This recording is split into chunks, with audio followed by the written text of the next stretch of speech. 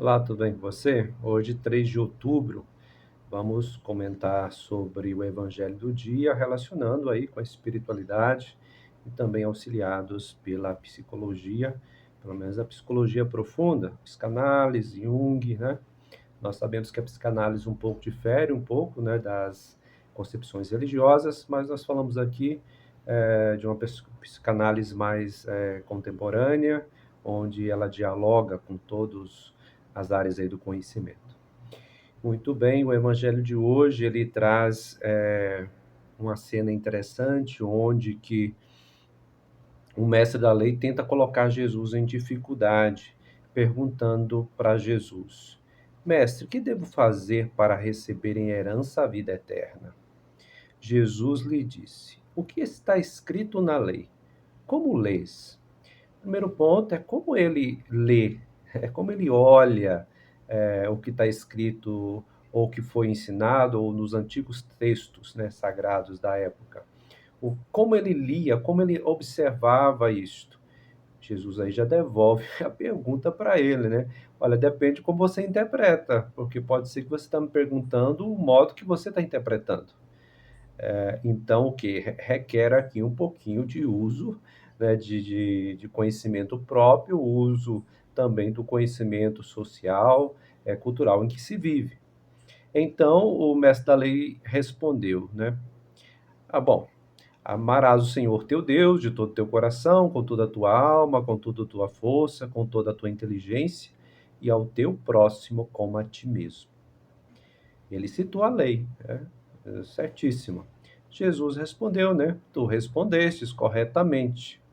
Agora vem o detalhe. Faz isto e viverá. Aqui nós temos um amontoado de conhecimento religiosos que ele tinha, esse mestre da lei, conhecedor profundo dos ritos, dos textos sagrados, porém, aí vem um detalhe: Jesus fala, faz isto que você está dizendo, não fique só na abstração, né? Não fique só na ideia, faz isto. Aí Jesus inicia contando uma história para ele, para que ele tenha discernimento. Aí que vem a figura do samaritano. Então, primeiro passa um sacerdote, aquele samaritano, é, aquela pessoa, aliás, caída à beira do caminho, passa o sacerdote, passa longe, depois passa o levita, desvia do caminho, aí vem o samaritano, que percebe que aquela pessoa está ali machucada, jogada, e aí chegou perto dela, viu ela, né, e sentiu compaixão. Então, esse samaritano chega perto, aproxima, ou seja, ele lida com a realidade concreta. Ele não fica só na abstração, só no conhecimento religioso, que é muito comum hoje em dia, né? Muita gente tem um conhecimento religioso da doutrina, das normas, né? Mas vai e faz isto, bom, aí já é outra questão, né? Então, se defende ideias religiosas, mas não se vive as ideias religiosas. Isso é bem comum hoje, nós estamos vendo em todos os lugares, né? Então, o que que seria isto, assim, numa visão, auxiliado, assim, com a visão da psicologia, né? É uma dissociação entre o pensamento e o comportamento. Ou podemos também falar que é uma racionalização dos aspectos religiosos como desculpa, né, por possuir o conhecimento, uma racionalização. Eu sei o que deve ser feito, mas não faz, né? Para não lidar com as coisas difíceis, para ficar longe, afastado, ou seja, tem alguém sofrendo, passando necessidade, é, tá, aí dá um desvio, passa para o outro lado, é melhor fingir que eu não estou vendo, né? Não existe fome, não existe gente sofrendo, então a via da negação.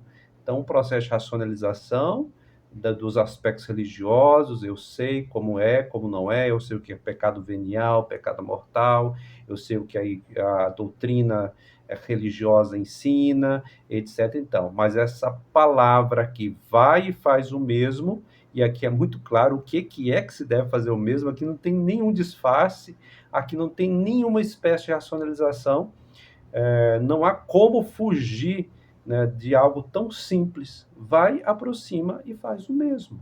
Não tem nada mais do que isso. E é interessante que no final o mestre da lei entende, né? Ele entende. Agora, se viver é outra coisa. Porque vai dizer assim, né? O Jesus pergunta: na tua opinião, qual dos três foi o próximo do homem que caiu nas mãos dos assaltantes? Ele respondeu: aquele que usou de misericórdia com ele.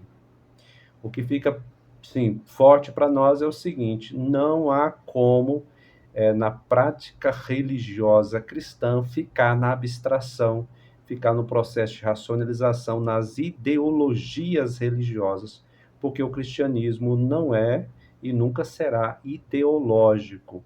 Não é simplesmente assumir um conjunto de ideias, um conjunto de ritos, para dizer que nós somos cristãos.